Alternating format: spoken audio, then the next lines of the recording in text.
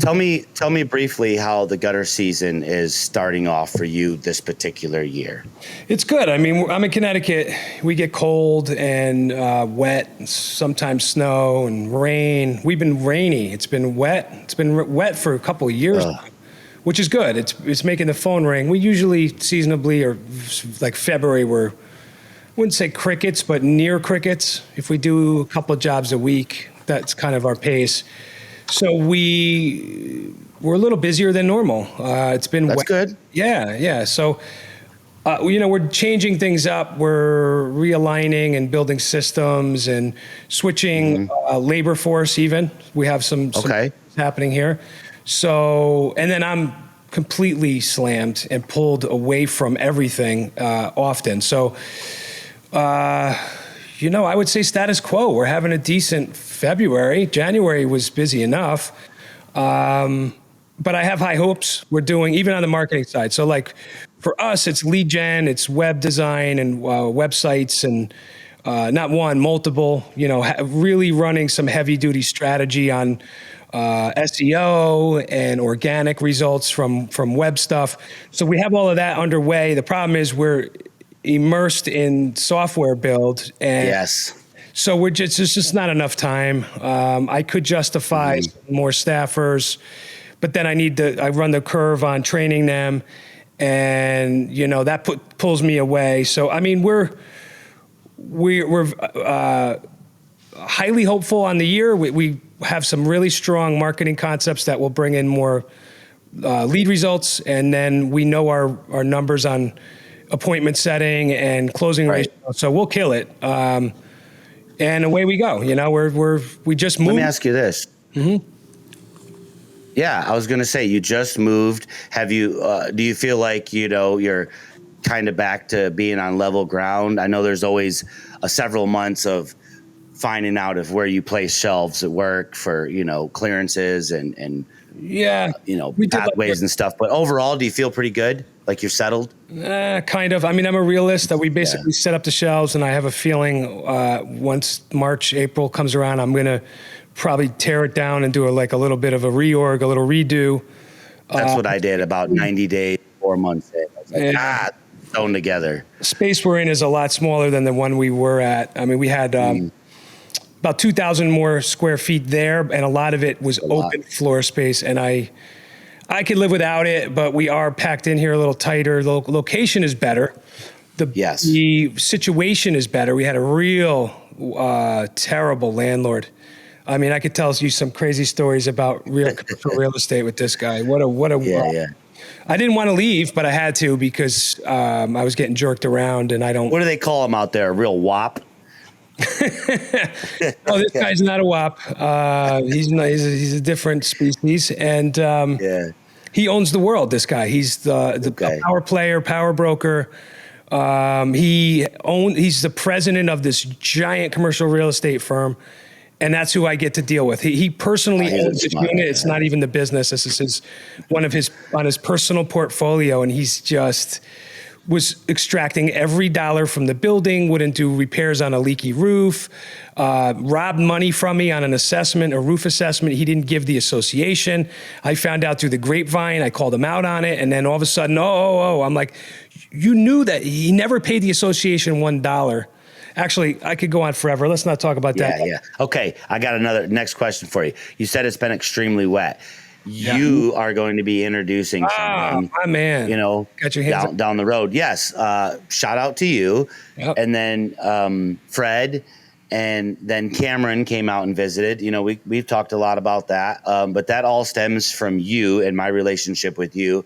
So I've got one of these cool things. But back to how your season's doing. When it's wet in Connecticut, when you said it's wet, does that mean that's when people are calling and you're going to hammer them with this?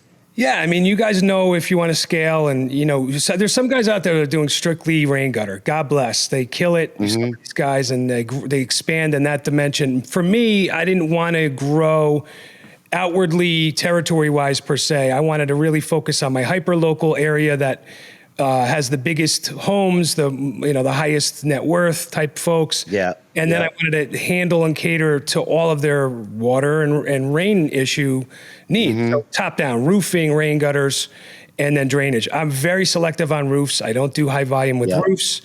But I do a lot of a good amount of roofing. But gutters do well, and then drainage, and everybody's basement's wet right now, or a lot of folks. So let's key in on something, the mastery that you figured out, and we're going to continue to educate ourselves on as we grow in business. And there's a select few that are in our circle. You just had Corey J out, right? Yeah. That was really cool to see. But you said that you're able to be selective. Tell the people, the viewers, a little bit about what it takes to become selective. You can't just owner operator and walk. I mean, you can, but that's not really how it works. When you first open, we all know you got to take in some of the work, right? And make some money. But what do you think give me like 2 or 3 of the key factors that allow you to be picky with the work you take? Well, I think it all starts with knowing your numbers. If you know your numbers, once you understand your numbers and you look at any particular job, there's jobs that are thumbs up, they're winners, and then there's jobs that are marginal or losers. And you, like in the beginning, when you don't know your numbers, yes, I could argue you're taking anything because you just want cash flow, but I think it's more of a function of just not knowing your numbers, and you don't know how ugly a particular job is. So for me, being selective is more just being smart about my business. And yes, I know where you're going with this. Yes, I do need to have some semblance of volume coming in so that I can be selective, but I don't care if it's like, yeah, no, I wasn't even going to go that route. A losing job. I just won't do it. No, I wasn't going to go that route. I was going to ask you next, what do you think a safe time frame is for people to understand? Like, if me or you were coaching someone in their first year, they're not going to know last year's numbers. They weren't open. Right. That second year, now they only have 1 year of data. I'd say it's okay to start your first 2, 3, maybe 4. But between year 3 and 5, you had better start to know your numbers in that 4th. Would you agree that that's kind of a sweet spot? It's not even historical. I think it's more about looking forward. Like, okay, if a job comes in, where do you need to be price-wise? And what are your carrying costs? What is the materials on that job cost? What is the labor cost? So that you could then adjust pricing moving forward, not necessarily looking back. So I could fix things right now, and then moving forward tomorrow and beyond, my numbers are dialed in and I'm profitable and away I go. I mean, I'm sure that's a lot of what you guys are doing on gutter growth. I'm sorry I missed that call. Right. I was no, it's all right. Booked. We're going to have you plenty on that. I can't wait. I want to bring this all full circle. So we talked a little roofing. Obviously, we talked gutters and we talked some drainage. GutterApp houses all of that if you wanted to. You could sell anything with GutterApp, absolutely. Little shoes, TVs, microwaves, floors, wooden teeth, whatever, the old wooden nickel trick. Anything you want. You create a quote. But I mean, isn't that like any piece of software? It's basically But obviously, we are heavy laden on gutter content, and that's what the beauty is. It's you don't have to like scratch your head and figure out how to type up a contract. You could grab templates. You could use things that you've used before or that we create for you. It just makes life super easy, especially for the guys that are maybe they're a one-trick pony. They have the same machine, only one machine, and they just do the same over and over and over. It's insanity to rewrite a contract or a quotation a few times a day. I mean, that sounds yes. Did you? I don't know if you got a chance to see. We showcased the GutterApp. There might be a little bit of that going on behind me. I think this was one of our before, beginning of December. That's what's happening behind me here is a tutorial of the app. But I don't know if you saw me and Bren did last week. We did a real nice walkthrough. George, you killed it. He ran everything. He killed it. I thought that came out very well. So anybody that's watching, go back to maybe a video or two before the Corey J video on Gutter School on YouTube and check that out. That's a full, I think we did like 12, 15 minute full quotation walkthrough, start to finish. And we even emailed it out and got it back, did the contract, the signature. 12 minutes to get through it, right? What's that? About 12 minutes on the stopwatch to build that quote. Yeah, I mean, I think I could definitely do a little faster. So there's a lot of explaining, right? Like I might do all the talking with the customer, and then whether I go inside or, go lean on my truck, or if it's 140 degrees, sit in my car, say, hey, for sure, 5-8 minutes, and then go inside. Gutter system, or covers. Yeah. I mean, you had it was robust. Yeah. Well, we did a full hand tabbed external mount, brackets, copper half round with some rain chains, 4-inch round, nice. Soldered. We had some fun with it. And so we spent 15-20 minutes. Sounds good. Hand tabs. You can do that in GutterApp, huh? I mean, fancy stuff. Yeah. You can pick whatever you want. Right. What's really cool is this season, I told my guys, I said, I got a good education from Frank, and his buddies took it upon themselves to recognize what me and Kip are, building here in the industry. And they just flew a guy out to us, and he spent the day with us. Cameron, he was an amazing cat, full of education. And we now know which direction, we're thinking about a lot of different directions, but this one makes a lot more sense. And again, because of my relationship with you guys getting into these relationships with the people that are consistently successful, like these groups, you're going to have Gutter School built into the GutterApp. That is the next biggest thing that's coming to get that to the industry. And it's not here because there's so much. There's a difference of what's happening in the industry right now, and you see it, and we see it, and other people see it. There's a lot of here's some stuff on a platter. Right. This will just take care of all your problems. That works for some people, but what I know is the majority of people need long-term support. And that's what Gutter School is. You're going to be able to go back and check it out. You're going to be able to just send a message and say, hey guys, could you do this topic? And we're probably going to cover it 30 different ways over a month or two. For sure. And we'll get you guys involved. I can't wait, because there's a lot of them that are buried, down in the leaves in the gutter industry, and help pull them up and welcome them to our team. We say it again. And let them teach too. Yeah. I mean, look, sky's the limit. All this stuff is in its infancy, and it's just going to grow and evolve. Gutter School, we have a ton of content together already. We just don't want to release it because we want to hit you guys hard with it. It's got to be right. And we're perfectionists, and we're still building, and we just want to complete it and then launch it. I don't want to do it haphazardly. It's got to be right. I mean, there's a lot of post-produced, excellent content ready to go. We just need to finish the rest of it, and then we're live. Hey, so let's talk about GutterCon and the that breakout that we're going to have, where we're able to do we haven't even really dreamed up what we want to focus on there, what the format is for ourselves.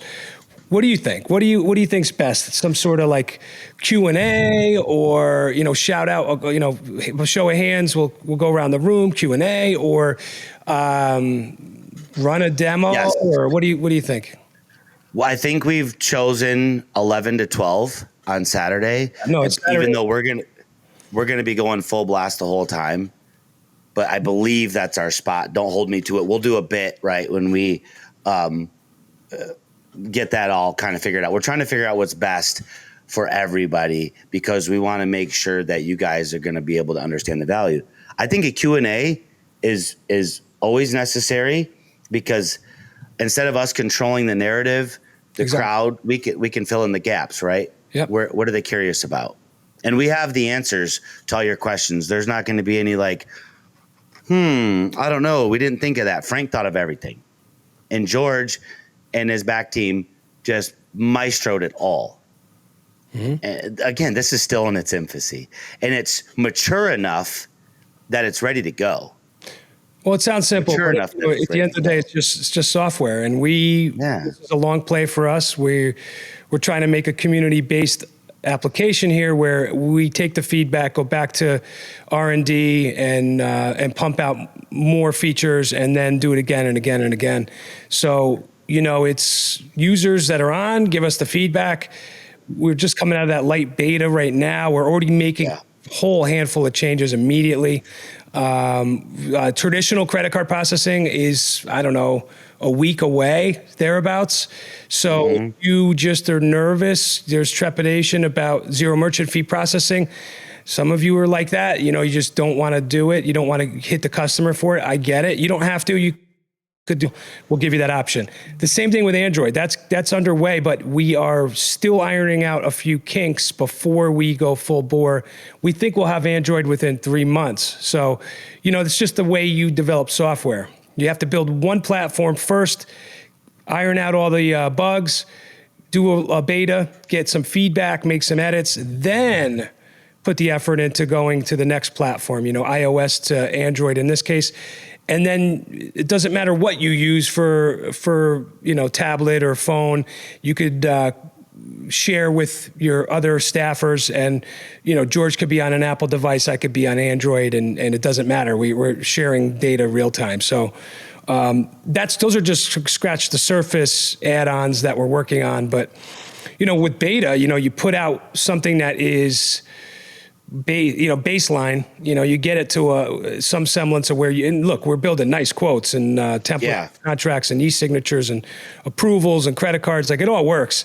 It's great. But we held back from releasing. If you guys remember, it was release date. We did this for like 6 months out of 12. Yeah. Like, just shut up and wait until we have something tangible, formidable. And here we are. So, you've got it, dude. We just keep plugging away and giving people the ability to give us feedback, and then we take that and go chew on it back at the bat cave and keep pushing. As I sat here, You got all the gear over there, buddy. I decided, you got to be team. You got to be in the team. You got to be in the know. You got to be in the how. We got GutterApp. See that hoodie? Yeah, boy. Come on. So we have these for sale, guys. You can go on. Tell them how to go. Look at that sign. You can't buy one of those signs that he's got in the back. Yeah. So it's Gutter School. Gutterinstaller.org. Gutterinstaller.org. And there's a store. There's an e-commerce site there. And you can get hoodies. You love your country? Support this. What else do we have on there? Oh, there's a lot of good stuff, man. But these hats, shirts. How is that thing? That thing's flavor, right? I mean, style. I want to give a shout out. My buddy Ryan, RG Exteriors in Florida. You're a hoodie guy. I'm gonna get you sent. Oh, you're gonna be at Gutter Con. You'll get to meet Frank and George. This hoodie, this is G, man. You got to get one of these, Ryan. You have to. What's up, Ryan? How you doing, buddy? A bunch of guys. Yeah, Ryan's gonna come up and see us. Ronnie Tung, he's gonna be up there, I believe. These guys are full of swag, dude. Like these guys are with it. And Ronnie's a shoe collector, hoodies. right? Ronnie. Come on now. Like you, he's a shoe guy. Yeah. Ronnie's got more shoes than me. I might just have some glossier ones. What are you wearing right now? Oh man, you're barefoot. No, I'm never barefoot ever. Flip-flops. Ever. I just got my lion sandals on. All right, sorry about that game, bro. No, listen, I've been telling everybody. Leave it. You guys were smoking them. You know who I get checks from? Jesus, Christmas. GutterApp, Gutter Growth, a bunch of companies I ambassador for. My other Ifenco company that I own, and brothers that just do gutters, Kip and Brooke Keppel. I don't get paid from the lines. I don't give two shits, bro. I'm on 5. I worked 5 jobs. You know exactly those 5 I just named. What job you have, man? 3 jobs. You lazy lima bean. Only 5. You remember that from Living Color? Yeah, absolutely. I was talking to my wife something about you last night. I'll see if I can remember, but I brought up Cool Runnings. I was talking about you. Oh, I was talking about how you guys slid into Real Deal with Chuck. You guys are downtown in New York, and the next thing you know, you're getting interviewed by, this is how it goes. By Chuck. Ridiculous. And go ahead, George. I heard you with Charles. Oh, George said Max texted him. Yeah. From Benchmark. I heard you with Charles. I heard you Charles Barkley. So yeah, long story short, they're downtown, and George is getting interviewed by Charles Barkley, and all I said is like, Frank and George, my brother's like cool running. You know, so Corey was with us, obviously, right? That's why we were down there. I was gonna say I didn't know. I thought maybe that was before him. I don't think Corey. He got to witness that. He didn't know who that was. He didn't know who either of them were. Put to the side and got on his phone and started texting. He didn't give. Corey and I, dialed right in. Corey's not a sports guy. He had no idea who that was. He's a food guy, and that's me and him talk about that food. Yeah. Oh yeah, he's barbecue master. You know. It's funny, we were out for a burger the first night he was in town, down the street from me. He didn't like it, probably. Huh? And no, we went. This place is a great spot. Okay. So we were having a couple nice beers and a burgers, and right across the way was my preferred locksmith. Randomly, was there with his wife. He was expected at my shop the next morning at 8:30. So he's like, "Hey Frank," I hear my name. I look across the bar, and it's him and his wife. I'm like, "What's going on, John?" And this guy, John, is a huge barbecue competitor. Huge. Travels all over the country. Does all kinds of these contests and knows all the same people. So I'm like, all right, you two need to talk, you know. Yeah. Go ahead, talk barbecue. I don't know what the hell you're talking about. Go ahead. And they're like, oh, you know this guy? Oh, yeah, this guy. You know, they went to town on barbecue lingo and nomenclature and whatever. It was funny. It was cool. So... yeah, that's just the way it goes. Like serendipitous. Like, wow, we bumped into the locksmith, then we bump into Charles. Then George gets pulled out of they're like, hey, you two, you guys want to, some girl comes up to us, the producer. Hey, we need you on camera. Why don't you guys get on camera? And we're like, all right. So I was like, you know, chewing on a pretzel, making a joke. And George, they pull his ass up there. And the rest is history, you know? I shouted. George was giving a great interview, and I was filming.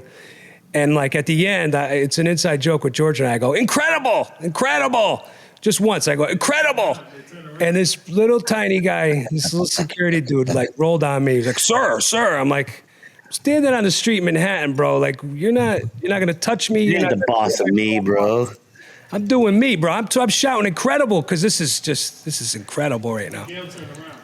Yeah, it would be. Where were you guys at? Like on a hairpin trigger, you know.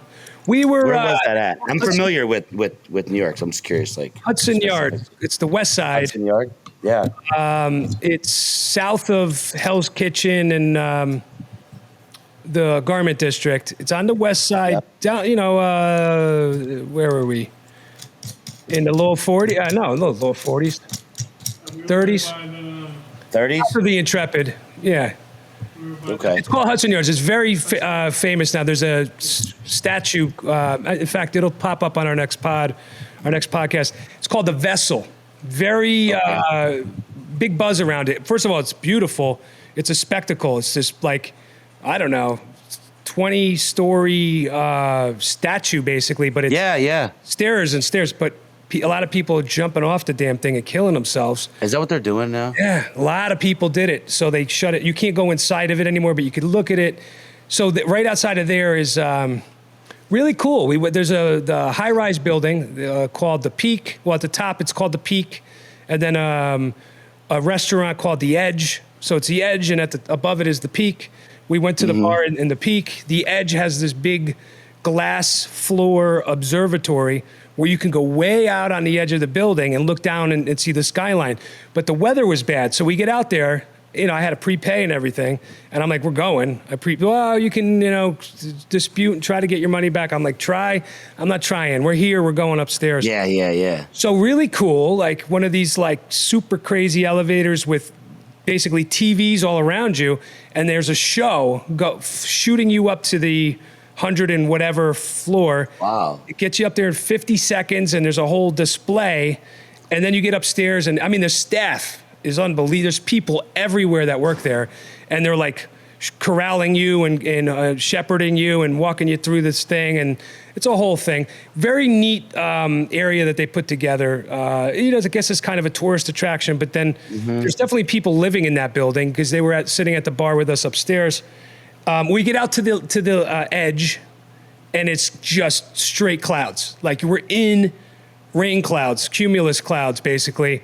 Wow. And then they kind of blow around a little bit, and we keep catching a view of how high we are. And I mean, there's cars that look like little toy cars on the very cool spot. Hudson Yards, I recommend it if you're in the city. And when we left, there's Chuck and Gail King. They're right outside. That's on the way out. That makes right sense. outside. They're just camped out. And what were they doing? Just briefly, what were they there for originally? Dude has a show now. I think it's King Charles. It's airs Wednesdays, and she's the co-host, but he's the host, I guess. So they were just doing like man on the street type interviews, asking current eventy type questions. They wanted to know about, I don't know, did you hear about Madonna and how someone's suing her because she started the show 2 hours late? They'll sue you over the dumbest things these days. So they wanted to get man on the street's opinion on, well, if it's your favorite artist, how long would you wait until they come on the stage? And then they asked about, political questions. Would you? Yeah, I heard that. Would you be a running mate for somebody that trashed you? It's very loaded questions. That as soon as I heard, I'm glad I'm not going up because I would have. George killed it. Awesome. George killed it. It was great. Very cool. Yeah, no, he had a lot of poise. For sure, and he had the Heneghan service. That's what. Yeah. He did. I was gonna say, this is what you can expect from Frank and his team: is poise. We're out here, just you got to know the angle of repose in different situations that you're in. So we actually, just as funny though, George and I are doing all of the, we create so much content. We're always working with cameras and lighting and all of this. That is how this happened. We came out of the building, we saw some high-end equipment that most people probably would have just walked past. And then all of a sudden, 2 lighting people, and then a boom mic. So we're like, okay, this is a real set. It's a rolling set for somebody famous. You're not just shooting some nonsense content. And we stopped for 20 seconds, and then all of a sudden, Chuck walks up and Gail. So, it was kind of right place, right time. Beautiful, yeah. Was that if it was some famous barbecue person, Corey, you would have known who it was, but yeah, jeez, Corey. We had a good time, man. We had a lot of laughs. Well, those videos, George, we brought them to Times Square after sunset. I mean, we have some wild video. It's pretty funny. Bet. I'm excited to see that. Thanks for sharing. Yes, sir. Yeah. Well, GutterCon, what's the dates? We're going to be there, 15th, 16th, 17th? Yes. So we're rolling in to set up Thursday, the 15th. What time are we getting in? I haven't even looked at it. You wanted a direct flight. The earliest direct flight for you gets you there at like 2 or something, dude. It's not beautiful. Yeah, me and my 4 checked bags. You got to wheel those in on your own, but we're there. We get there at like 9, so we'll have the booth set up and everything. You roll in, we'll kick it, and I'm gonna come in hot. Yeah, man. And then there's like a meet and greet. I think it's later. It's like 7 or something. Yeah. And that's when things start to heat up. Everybody starts powwowing, and away we go. We should also talk about Texas. I told you George and I are coming down there for a little R&R. How do we make it work in? We're going to be in the Austin area. That's where we're flying in. Anyway. Whatever I need to do to make how much ever time I have with you, fabulous. Me and Kip will be available. Oh, sweet. All right, cool. I mean, so don't give me last minute. Let's get this. I'm starting to book out pretty far, but I know you're a busy guy. I understand. So I make time for the best part about being in control of your own schedule is you're in control of your own schedule. Yeah, I can't relinquish all control to my office. They partially schedule me, but I have to schedule myself because there's so many moving parts, so many just quick decisions that happen in the course of a day. Yeah, I'm here looking at the agenda. It's February 15th through the 18th in Orlando. We're gonna have swag. We're gonna have tablets flying with the apps on it, with the app running on it. We're gonna have swag. We got some surprises. You guys are gonna want to come see us just to talk shop. Obviously, we're open books. If we're talk about your business and how we could help you. If the app isn't for you, no sweat. Come say hi. Come by. I want to hear about by and say hi. Things are going. And, we get a little rowdy at night, and I'm looking forward to the social stuff too, Yeah, absolutely. So we're going to be our little gutter family is going to be there in full effect. You got it. Yeah, there's going to be, we're power punching these days, you know? Everybody was friendly last year. Now in the last 6-8 months, we really have built something, right? Big snowball that's rolling downhill, and we're all on board. So this is fun stuff. What's your schedule like the rest of the evening? What do you got going? A lot of work to do. I have a lot of desk work, a couple hours of it. I'm snowmobiling. I'm leaving Thursday morning at like. I was gonna say, and how's your hand? Is you gonna put a fucking Band-Aid on there or what? I predicted, right? They called me 2 hours ago. It's a little tiny cut at this point, not a big deal. But they called me 2 hours ago, and I have to go back next Thursday for a surgery. They're going in deeper, and they're gonna have to stitch it up because there's really not much skin on the hand. So I'm gonna have like a wrapped hand at GutterCon. It's like, what the fuck, man? But you know what it is? I figured it out today on the hand, and the ear I knew last year. The ear, it's my driving ear, right? So it's coming through my window. The sun, and this is my driving. I'm a lefty. I drive with this hand. It's right in the fucking windshield, and that's where that spot came from. Yes, I'm out in the sun and whatever, but why is everything on the left side? It's because it's my driving side. So for you guys down in really warmer climates, I don't hate on tints. Like, get those damn tints and protect yourself. Dangerous out. Yeah, and what's the I got on my truck? Go do it. Like, I got the UV protection. Yeah. On my truck. It's not called tint. It's called something else. On the windows. Anyway. Yeah. So it doesn't darken the windows. I mean, I would consider anything that it does as well, but there is tint, and then there's this stuff. It also protects against UV, basically. I can't remember what it's. It's just they don't call it tint. They're like, do you want window tint or do you want this? Whatever. A lot of lately, and I'm old school. I'm like, isn't that illegal? I mean, tints are illegal, but I've seen windshields tinted now. I'm like, what the? That's what I've got on my truck. So here in Texas, not the driver's side, right? But the back all the way, you can have limo if you're in a truck or SUV. Well, a lot of them come from the factory like that back. Yeah, like totally limo though. I'm talking 5%. But I matched that all the way up. But that's what I got all the way up, and then you got the windshield. So the windshield in the front two windows also ceramic. How the hell you see out of that? I can't. Ceramic. Sometimes with my my side windows, I'm not gonna lie. If it's, I'll roll my window down in the middle of the night to like 100%. Check a Belgian block curb or something, but the second I'd be blind. I'd be Stevie Wonder driving that truck.